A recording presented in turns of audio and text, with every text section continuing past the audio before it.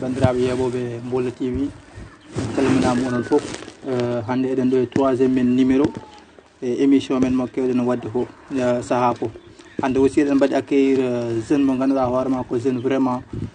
mo yimɓe keftine wuuro he jeune mo ganduɗa hoorema vraiment dillo kala activité mo ganduɗa jeune uji ɗin dilla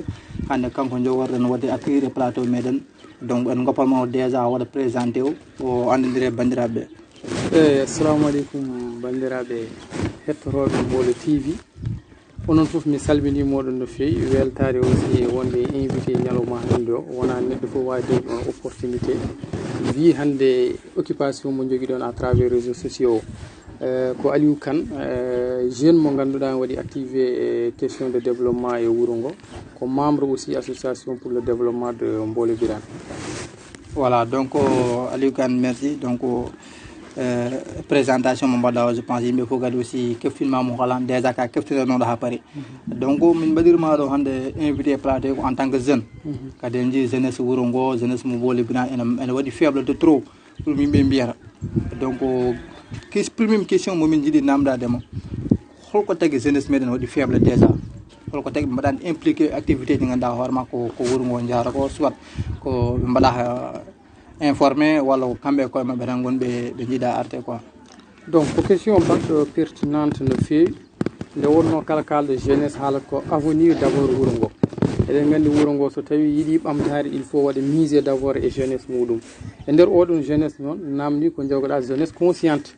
wona jogade suuhaɓe tan woni ɓamtare mais ko suuhaɓe anduɓe fodde muɗumen e wuuro ngo par ce que ƴeewi ɗiɗo temps uji foof enen foof en majjani en yiyata noon jeunesse o ne manqui wadde active e par rapport e activité de développement miijiɗen hen ɗum ɗon fof ne wawi change par ce que sa ƴeewi jeunesse o so woni o waɗani activité tan e gueɗe kewɗe e won hen banggue ko manque d' information won hen banggue aussi kadi ko jeunesse o kadi hoore muɗum foti ƴettude volonté muɗum nde wonno sa jeeyama e hunde a yahat e hunde nde mbawa hebde les vraies informations mbawa wadde impliqué e processus de développement mbaɗa sikki noon ɗum ɗon foof men garoy hen e wawde andu holno mbawirten wadde walla holko heeɓi waɗede hen ha jeunesse o arta e jogade conscience wonde wuuro ngo forcément e foti wawde bokkude hen. Voilà, donc a haali haala manque d' information donc selon hol poɗɗo wadde informé jeunesse o ko foti waɗede conscientisé o hol foti wadde conscientisé jeunesse o ha jeunesse o aussi wawa artirde haqqillaji mumen comme ne mbiɗani hol foti wadde ɗum informé fotɓe wadde informé jeunesse o ko adi fof ko enen jeunesse o pour wadde informé koye meɗen par ce que enen haalpulaar ne yiiya ko jeyɗa horma fota ha noddeɗa ko heddi ko aussi ko ardiɓe c'est à dire so tawi ka gardiɗo fedde e nder wuuro ngo e ndeɗon fedde mo gardiɗa hen ko suuhaɓe rewɓe e suuhaɓe worɓe fala budde anne e nder hen aɗa foti wawde wadde informé jeunesse o par rapport e activité dongo si mbawata wadde ɗi hay goto wawa wadde développé wuuro ngo sans jeunesse o par ce que par exemple sa noddi hande dawi wuuro so tawi jeunesse o arani tawi ko mawɓolɓe jiyete toon haqqille o nan toon mais doole ɗe ngala toon par ce que doole ɗe sohla noon koye suuhaɓe ɓe fala budde ardiɓe yoɓe gartu e wawde wadde informé yimɓe jeunesse o e hoore mum yo waɗ informé hoore mum e yaade ƴeewoyde hol information ɓe pour wawde hebde gam wawde bokkude eko fate banggue ɓamtare wuuro ngo. est ce que hande en mbawi wiide jeunesse o kañum ene yiiɗi bokkude hen c'est à dire est ce que ɓe jeehi tawoyde mawɓeɓe activité ji poɗɗi waɗeɗi est ce que ɗuusi ɗon wona probléme ganduɗa hoorema ko jeunesse o jeeyi oɗon ɗum ɗo. Pour min jeunesse o ene yiiɗi bokkude e par rapport e gueɗe wuuro ngo par ce que holliri ne min gari ɗo vacance min mbi oɗo vacance forani wonde vacance tan yimɓe gari yimɓe piiji yimɓe kooti foti wonde ko vacance profite mbawino wadde conscientisé jeunesse o par rapport e banggue ɓamtare e activité ji récemment peut être ma aroye onon question komin keeɓi wadde ɗo ko foof tawi ko banggue e wuuro ngo banggue laaɓal mum banggue gueɗe goɗɗe fof en jii jeunesse o ne daari hen darde wonde fayida ɗum tagui mbaɗa jogui yahar wonde jeunesse o ene yiiɗi bokkude eko fate dongo si gueɗe wuuro ɗe donc ha joni ko oɗon tan balamami relancé oɗon question par ce que a wi vacance mo garɗo ɗo hikko jeunesse o yimɓe fof kadi aussi jii par ce que man ƴeew forol ɗe ganduɗa hoorema activité ji ganduɗa hoorema citoyen jeunesse o waɗata ɗum ɗum ɗon kadi aussi holto dewɗon ha mbawno wadde conscientisé jeunesse oɗon pour wawde arde bokkude activité citoyen par ce que eɗen gandi ɗum ɗon meeɗa wadde walla hayso tawi waɗi ko hunde ganduɗa hoorema waɗonde laabi goto e nder 1 an walla nder 2 ans donc holto dewɗon holno stratégie ƴettuɗon ha mbawno wadde convaincre jeunesse o yo ara watte wadde participe activité citoyen ɗum ɗon ko question baɗɗo fayida e hol stratégie ji min jogui ha wawde fodde suuhaɓe yo gar ndenta minen au début emin joguino miijo à travers wona fedde étudiant à travers waaɓe ko jeunesse comme no siriñen minen fof min jiitondirino e wawde ligganade wuuro ngo e wadde activité citoyenne kono noon yettude Allah kadi vraiment ene jeeya kadi jetta sababu o nde docteur Kalilou felliri yiide ngare mbaɗen pellital ngare mbaɗen pellital par ce que pellital ko activité citoyen ɓuuri wawde yaade hen min miiji hen noon ɗum ɗon ne wawi wonde profite o wawde wadde convoqué jeunesse o foof autour du table taw objectif o tan ko objectif ligganade wuuro ngo donc woni no stratégie ji mawɗi hamin mbaɗi hen organisé des tournements kono noon ɗum ɗon foof e muujibo mum ko wadde convoqué jeunesse o yo artu e ligganade ngo si wuuro ngo te kamɓe mbaɗi répondre favorablement e appel mbaɗaɗo lancé o voilà donc en gartade aussi e pellital espoir no kala par ce que eɗen gandi ko actualité e nder wuuro he kala ko yimɓe mbaɗi ɗo rek ko pellital ummini ɗum donc haali kadi aussi haala docteur Kalidou Ly ko kanko umminimo ko pour jeunesse o tan walla ala omo jogui intérêt politique ganduɗa hoorema e nder activité ɗi o waɗata ɗi pellital sport et activité ji ganduɗa hoorema citoyen mbaɗi fayida mo mbaɗardi vraiment yimɓe fof aussi ne mbaɗi men remercier encouragé mais en jii activité ɗi o waɗata ɗi est ce que réellement kadi aussi o ala ganduɗa hoorema stratégie gonɗo less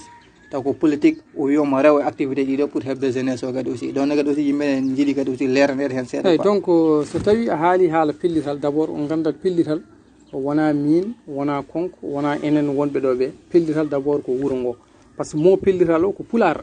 ko pelliɗɗo kala pelliɗo c'est à dire kala jiɗɗo baɗɗo engagé e ligginade wuuro makko pour min mi mbaɗimo considéré ko membre pellital par ce que pellital ko ɗum ardi heddoro pellital waɗi organisé donc aussi tournement docteur Kalili kañum woni bailleur donc aussi tournement o kadi gaga konko o yaadani tan e activité woni festivité ji tan mbaɗen tournement petten ko neɗɗo mo ganduɗa aussi jiɗɗo wadde participer e banggue développement e wuuro ngo ko heewi hen tawi chaque jeudi eɗen jaaha eɗen jippo sur le terrain e lieuji public ɗi wona école aji en gadirima ɗum wona bamulaji wona jeere en wona ha e dawi saynise ɗe ɗiɗo tawaji fof ene dawe ça veut dire wadde konko ko acteur de développement o adi wonde avant ko wona acteur de ngosi politique kadi yimɓe fof ne gandi banggue social ko waɗatno e wuuro ngo guila enen en nanani ni taw omo jogui des ambitions politiques par rapport e ɗum ɗon ɗum tawi pellital waɗi organisé tournement sport o fuɗɗirnoma yaade finalement dernier moment tournement o donc aussi ari par ce que peut être yimɓeɓe e haalaji hen ko won waɗɓe clamé donc aussi au niveau dow wonde tournement o donc yo ari par ce que yadani e contexte gonaɗo ɗo mais ko wawi wonde foof docteur Kalili mata omo jogui des ambitions donc aussi politique sincèrement omo jogui des ambitions politiques e politique noon de développement donc aussi yimɓe mbaɗat natti wadde politique politicienne ko politique donc aussi jaadude e ɓamtare ɗum woni pellital donc aussi arde e initiative waɗa des activités citoyennes walla donc aussi rewɓe à travers donc aussi groupement ji rewɓe ɗi walla par rapport e ASC ji e foof mais omo jogui des ambitions politiques yidde wonde hunde e hunde mo jogori wonde nde ko dillude tan e banggue développement e jogademo donc aussi ouverture mawɗo gam wawde artirde hunde nde kene nawa mboolo yesso voilà e banggue politique oɗon seeɗa mo keddorɗen est ce que hande e nder wuuro he omo jogui hen ganduɗa hoorema jagganoɓe bono fewi par ce que mbi politique tan namde ko yimɓe est ce que hande vraiment kanko omo jogui pion ngaji e nder wuuro he ɗe ganduɗa hoorema mo wawi hutorade ɗumen pour ko yiɗi dañde ko daña ɗum eyyi wona wadde installé pion ngaji e hande kam wuuro ngo ane saɗi so yettaki kadi yimɓe ganda aussi ko membre parti présidentiel ko heno woni donc ko heno o liggoto o moni hen e le moment venu aussi so yonti inchallahu rabbi ma yimɓe gandu vraiment aussi hol suite mo yimɓe mbawi tottude par rapport e logique politique mo jogori wadde o voilà donc aussi nana haali haala tourment o ko won koko bonna won nodduɓe to ene cadre o ɗon kadi aussi est ce que oɗon mbaɗa vérifié ha gandon ko hol exactement soit koye wuure o jeeya walla ko banggue goɗɗo jeeya ko tagui haw bonni tourment ganduɗa hoorema mo jeunesse o fuɗɗino wadde o eyyi ɗon min mi feccani sikki ko neɗɗo koye wuuro he e hay goto kam yiyata ko kaari waɗi walla ko kaari waɗi kono so woni commune o kala donc si nder guure ɗe so jaala tournement ji nana pette